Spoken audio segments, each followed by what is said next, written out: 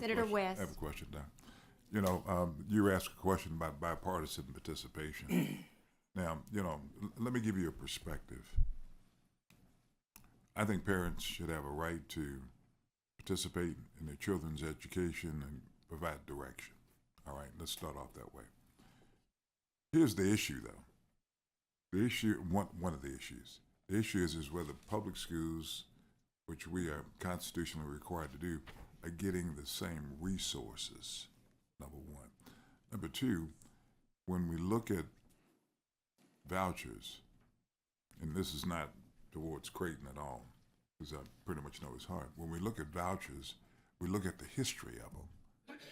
And we have to make certain that we're not developing another system that was born in racism, which, you know, that's what these vouchers were used for initially, when whites didn't want to go to school with blacks after the Civil War. All right? And this is not the case here, but we've got to look at that. And then the development of separate but equal, Plessy versus Ferguson, those are, which was a constitutional case.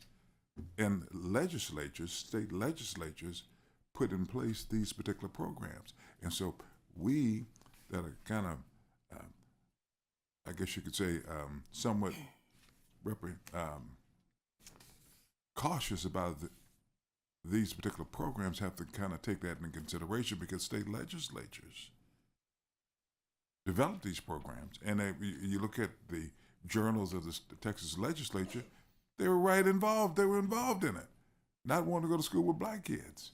And then when we look at some of the issues in terms of programs around the country, what we see is that in areas that are predominantly African American or Hispanic, then most of the kids that are taking advantage of these scholarships or vouchers end up being white students in areas that are predominantly minority.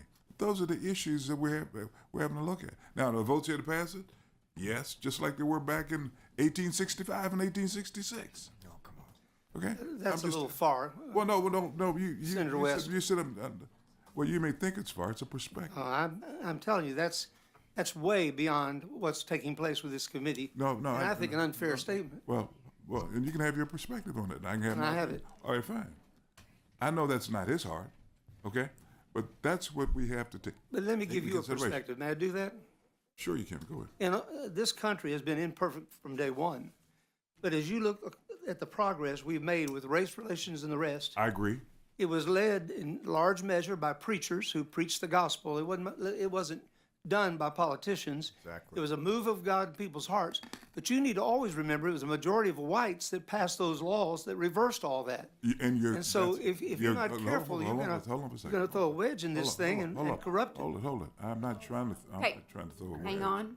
Okay, and you are right. I mean, when you begin to look at the persons that marched with Martin Luther King, okay? But what I'm saying is that that's why we've got to look at these issues. You look at some of the I guess you could say, advances that have been made in race relations across these last few decades, okay? I agree with you wholeheartedly on that. But we've also got to look at the issue that many of our public school systems now have a majority-minority public school systems. And the question is whether or not they have the resources to do what they need to do. I understand a parent should have the right, and I agree with you, to make educational decisions. I just need to make sure you understand my perspective when I look at this. Not as though this man right here has any ill will, or any member on this committee has any ill will at all. But I've got to make certain that I make sure and I analyze it based on that perspective. Thank you.